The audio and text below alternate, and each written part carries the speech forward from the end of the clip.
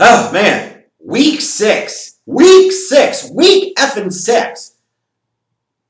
Feels like it's just flying by. I know it's kind of cliche for me to say that because I say it every year, but it's true. It especially happens as you get older. Time just seems to fly by more and more by the day. It also feels like a bit of a miracle that we've even gotten to this point with the NFL season. We've gotten through 5 weeks of the NFL season mostly unscathed. There's been some, schedule changing shenanigans that have had to happen, some flexibility and adjustments, but, a couple of outbreaks, but just a couple. Knock on wood, it stays that way. So we'll see what happens. You never know, I guess, to the season one day to the next what could happen. But looking ahead to week 6, talk about Bears versus Panthers. And this game sure is a little more interesting than it would have looked like in theory before the start of the season. You're talking about two teams that, if you had went before the season and said, hey, I'm going to bet on the Bears being 4-1 after 5 weeks and the Panthers being 3-2 after 5 weeks, you probably would have won quite a bit of money with somebody because they said, no way in hell. There's no way in the hell Bears with that quarterback situation are going to be 4-1. There's no way in the hell the Panthers are going to be 3-2. They're trying to tank for Trevor. And clearly, neither one of those proved out to be true. When you look at the Chicago Bears, that late Carlos Santos field goal for 38 yards with 1:13 left helped them beat the Buccaneers 20-19. So you could really classify that as the Bears' first true quality win of the year. And now they come in almost a week and a half of rest. They're 4-1. Yeah, they're a game, half a game behind Green Bay, second in the NFC North, but firmly entrenched right now in wild card position. So it's a good place for the Bears to be if your standards are the wild card round of the playoffs. But this defense really came to life last week, finally, to some degree. Not totally, because they still stink against the run. Let's not get too carried away here. They give up a lot of yards. Yes, in some ways they toughen up in the red zone, but they give up a lot of yards, more yards than a true elite defense should. But after Fuller's big hit, the forced fumble, this defense played a lot better in the second half against Tampa in that passing game with Tom Brady, which they needed to because Foles in that offense still stinks. Bears fans are going to be giggly tits about Foles is better than Trubisky. One, that ain't saying shit, and two, they still scored a whopping 20 points. Once it gets a good defense, well, you know what? Sometimes you need to score more than that. And they're lucky that's all it took. The week before they scored 11. Come on, give me a break here. It's just crazy to me. Because you look at that defense, even with some of the struggles the Bears defense has had at times this year, because they haven't been great all the time. They're still top 10 in the league in total yards allowed, but like I mentioned before, they're vulnerable against the run. But offensively, still bottom 5 in the league in total yards. Same old song and dance. We've seen this play out so many times. The ironic thing is this time the Bears can't damn run the ball. You're used to they play good defense, they run the ball well, and their quarterbacks can't do shit. And their passing game sucks and is conservative as hell. The old John Shoot 2001 style of Bears team.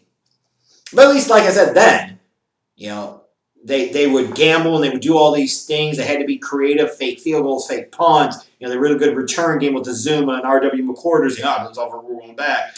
But the defense forced a lot of turnovers, made a lot of plays, and always found a way to do something. And if they weren't playing Green Bay twice or the Ravens in week 1, the Bears always found a way to win every single week. It wasn't always pretty, but that's how they ended up 13-3. This team gives me a lot of those vibes. Now, a lot of you are saying, please don't compare it to that team because we know what happened. They won the division. They got that home playoff game against the Eagles. Hugh Douglas hurt Jim Miller early in the game, and it was a wrap. That is exactly what happened. But this is the vibe that I'm getting from this team. And a lot of you, unfortunately enough, because I'm so old now and I'm bringing up stuff from way in the past, one of the rare times the Bears actually had a good team in a season. A lot of you Bears fans that are probably watching this aren't even old enough to really remember that 2001 team. But nonetheless, you look at the Carolina Panthers. They're now 3-2 after last week's win over Atlanta. They officially ended the Dan Quinn era. Winners of 3 straight games. Their defense has played pretty well the past 3 weeks, giving up 16, 21, and 16 points respectively. This is a team that's playing well, at least up to their potential, if not overachieving to their potential under first-year head coach Matt Rule. The defense, like I said, playing well the past few weeks, and in general, statistically having a good year. Top 10 in the league in total yards allowed per game. 7th against the pass. A little bit vulnerable and suspect against the run, similar to what the Bears are. But offensively, no run CMC, no Christian McCaffrey due to the high ankle sprain. So you're wondering where's the offense going to come from. Teddy Bridgewater's been solid. Maybe not studly, but solid. And get some contributions out of Robbie Anderson in the passing game. But Mike Davis the past couple of weeks has really stepped up for the Panthers. Yeah, that Mike Davis. We could be pointing at a Mike Davis revenge game here Sunday, Bears fans. Isn't that exciting? The guy we couldn't wait to get the hell off the roster last year. Yeah, that Mike Davis. Mike Davis stepped in and he's done well over the past couple of weeks, giving the Panthers a little bit of balance offensively, giving them a little bit of something on the ground. So you come into this matchup now and you look at these two teams and you say, hey, Bears at 4-1, it's pretty much them and Green Bay in that NFC North right now because Minnesota stinks and Detroit is Detroit. So it's down to two teams at this point already, pretty much. And then you look at the flip side of that, the NFC South, you say Carolina, New Orleans isn't running away with it, Tampa Bay's not running away with it, and Atlanta is a complete Falcons shits. So it's a three-team race right now, and the Panthers have as much reason to believe that they can do it as anybody. Why couldn't they? Why couldn't they? So this is a game that has huge implications for both of these teams in terms of staying in the hunt, in terms of their respective division races, and also when you look at potentially the wild card picture right now, you got to think about those things. And the winner of this game potentially holds a tiebreaker over the other one. Like that could come into play. So this is not just some regular random NFC North versus NFC South Week 6 matchup. This does have some potential implications that could play out down the road. So when you think about keys to victory for both teams, first I start with the Bears.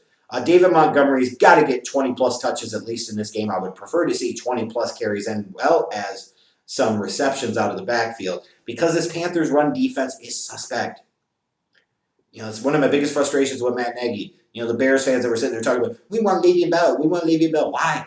Matt Nagy doesn't know how the hell to utilize the running backs that he has consistently. What the hell does adding another one, and one that's a head case at that, do in this situation other than make the problem worse? Well, I'm right. You guys know I am deep down.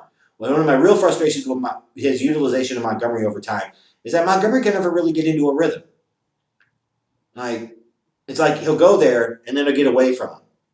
It's like he carried over some of the bad aspects of Andy Reid's offensive philosophy. But in this game, it's going to be critical. It's going to be key. You've got to get David Montgomery going and involved and get him in a damn rhythm. And then in that passing game, Allen Robinson's a very good player. And I understand Foles is going to trust him and target him a lot. But the playmaker, the guy that can make the biggest difference, the guy that can change the dynamics of this Bears offense, this Bears passing game right now, is fifth-round rookie Darnell Mooney. He's the one that brings the speed and explosiveness, the quickness element that nobody else on that Bears skills team can. Get him targets. Get him involved. Deploy him out of the backfield. Reverses, end arounds.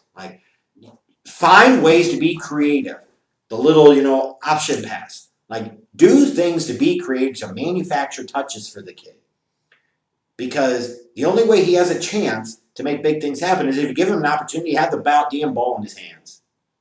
Please. 10-plus targets for Darnell Mooney. And then defensively for the Bears, I think they got to sell it to stop the run. Don't let the Panthers control the game, control the physical tempo by running back Mike Davis down your damn throat. Don't let Mike Davis get confident early and think he's going to have a revenge game on you. Because if you do, you'll lose. It's just the way it works out in the Bears' history. Force Teddy to beat you in the air. And if he does, he does. But you cannot allow yourself to get shredded on the ground again. You've been run through too much the past few weeks. It's time for the Bears defense to make a statement and make a stand, say, you are not going to run this ball down our throat anymore. In terms of the Panthers, when I look at it offensively, similar to Carolina's defense has trouble stopping the run, so does the Chicago Bears. Get 15-plus carries for Mike Davis. Have him consistently involved on the ground. And then in the passing game, get DJ Moore and his speed involved, and certainly get Curtis Samuel's speed and quickness involved in the passing game. Find ways to manufacture touches. Here's a kid in Samuel, they need to find a way to get him more touches because these are the types of guys. It's not the Robbie Anderson so much that the Bears would struggle with. It's the guys like Curtis Samuel that the Bears would really struggle to defend. So find a way to manufacture touches for him. And then defensively, you've got Kawan Short and Derek Brown in the middle of that defensive line. Get some pressure up the middle on Foles early. Good thing about Foles is he tends to get rid of the ball pretty quickly, and he sees the field a little bit better than Trubisky does. Bad thing about Foles is he can't really move. And that can sometimes lead to some sacks. That can sometimes lead to some forced and bad throws. That can sometimes lead to, they hit my arm and the ball is up for grabs. If the Panthers can get some rush in the middle with Brown and with Short, especially taking advantage of James Daniels being out due to injury in the middle of that Bears offensive line, like the Bears could have some trouble here. They could have some real trouble here. I look at this matchup, and I certainly don't see an offensive explosion awaiting us for either team. I guess it's going to be one that's played a little bit close to the vest. Both teams probably trying to play a little bit of field position battle. Both teams trying to sit there and force the other team to make a mistake or potentially wait for the other team to make a mistake. It's a big game, already in week 6 for both of these teams. And, I like the Panthers a little bit better this week. Now, for the Bears fans that are going to bitch at me, do you really want me to start picking this team? Do you really? You want me to put the Jeff Jakes on him? That's what I thought. But even more than that, like the Bears have gotten a lot of fortunate late lucky break type of wins. Like you only get but so many of those, and eventually something comes back up with you. I think the Panthers find a way this time to win a close one themselves against the Bears, something like 19-17. Like I said, Panthers have a little bit of good momentum going on right now. They appear to be a well-coached team, so should be a good one on Sunday. But I think the Panthers are going to find a way to just barely pull it out.